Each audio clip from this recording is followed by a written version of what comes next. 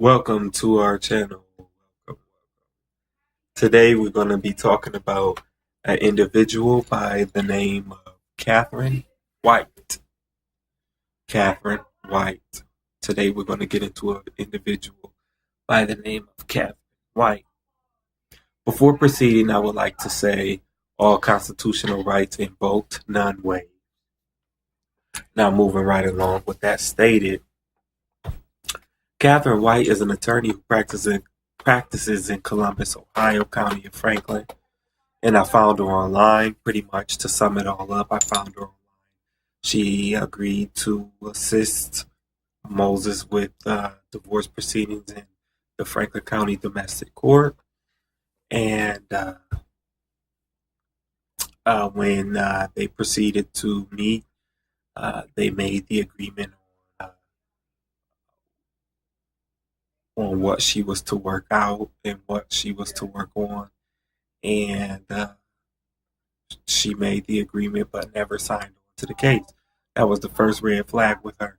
Then when he tried to contact her, she repeatedly alleged to be busy, constantly busy,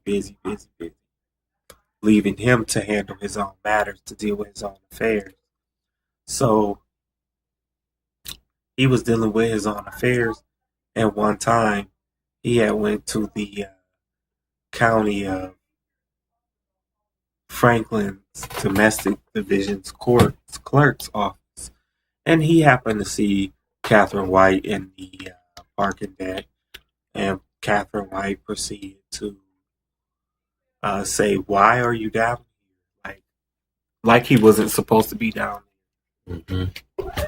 Yeah, I was pulling up in the parking deck because I was in the parking deck and I was reaching for the ticket that you get when you for the parking deck, and I was on the phone with him, and I pulled up and I looked to the right and I saw Catherine walking. It looked like her from a distance. Then I looked more, and then she slowed down. She was walking at normal speed and she slowed down, and she was looking at me like she was doing this, and I rolled my window down. And I said, "Is that who I think it is?" And she was like, she put her hands up like this. She was like, "What are you doing?" She was like, "What are you doing down here?" She's like, "What are you doing down here?" And I told her, I can't remember exactly what particular documents that I went down there for, but I told her I needed to come down here for certain documents. And she said, and then she was like, "I could have," because she started walking. She didn't stop.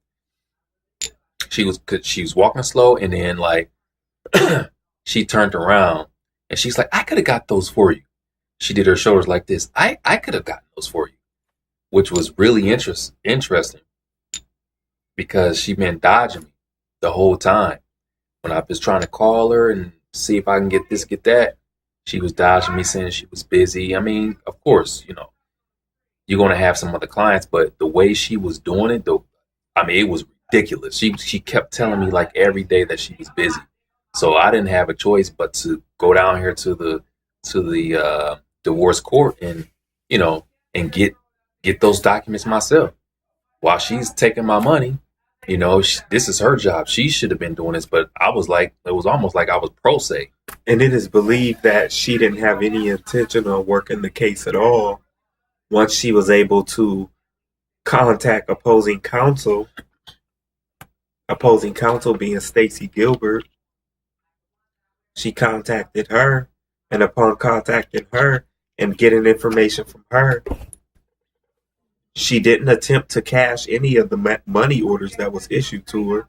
She didn't attempt to cash any. She tried to hold back one of three and alleged that he only gave her two. But once we furnished the photo evidence to her showing that she received all three, and she magically found the third one.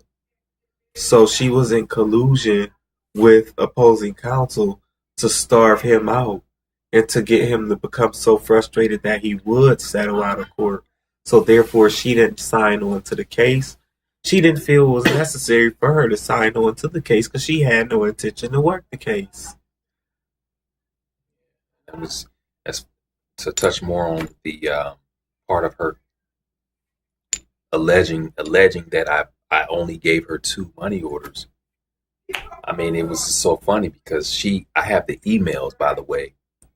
These emails that I'm going to be using in a future video. I talk more about her, show you guys the certain documents, emails, and whatnot.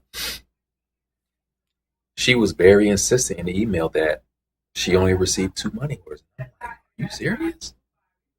I paid you with 3 money orders. What are you talking about? And, I told him about it. I said, okay. Because, see, before I paid her with that 3rd money order, something was just, because me and him, we're pack rats. We don't throw anything away. We like to document everything. So when I, considering, especially considering the fact that what my first attorney tried to do, we wanted to have evidence. We wanted to create a trail of everything. So basically, I was in my car, had my phone, and I took a snapshot of this money order, this 3rd money order, before I gave it to her. Then I went up to her door because her address is on her door. I was holding the money order and I took a snapshot of the money order in front of her door, like right up under her address. So she couldn't say, well, that's not my address or whatever. So when she was trying to say that I only paid her with 2 money orders, I sent her the picture of that 3rd money order, and magically she found it. She said, Right. She said, oh, I just found it. Then when I went to her and in person, when I went to go physically pick up the money orders I gave her, she tried something. She's like, oh yeah, I realized the 3rd money order was lodged up here in my mailbox or something like that. Something. And I'm looking at her Disgusting. like, okay, whatever. And I just told the woman, I said, give me all my money back. I want all of my money back, all my money orders. Okay. And I want all the documents that, whatever I gave you pertaining to this case, I need those back. And she did. And I mean, I was like, I had a sickness to my stomach because then I realized that she was in collusion with the other side as well. So that was the end of her. Got rid of her, Yes, that was the end of her. And then it was really embarrassing what she tried to allege via text message, and how she tried to say, oh, no one would ever believe that I would hurt a soul. Yeah. And, and this and that. It's really about what the facts are. And the facts are she was dishonest and she breached her duty. So that's not up for debate. Yeah, she did what she did. She engaged in a civil conspiracy. What was it? I think it's obstruction of business or something like that. One of the charges. I mean, you try to steal my money. You got caught, and you just magically found the 3rd money order after assisting in the email. I mean, I think she was writing some of the stuff that she was writing was in red. Okay, so yes. That right there, I'm like, why is this woman writing in red? Like, it was just, you guys want to see. I'm gonna show you the email. I'm gonna show you this stuff, just like how I showed you Todd stuff. I'm gonna show you Catherine White stuff.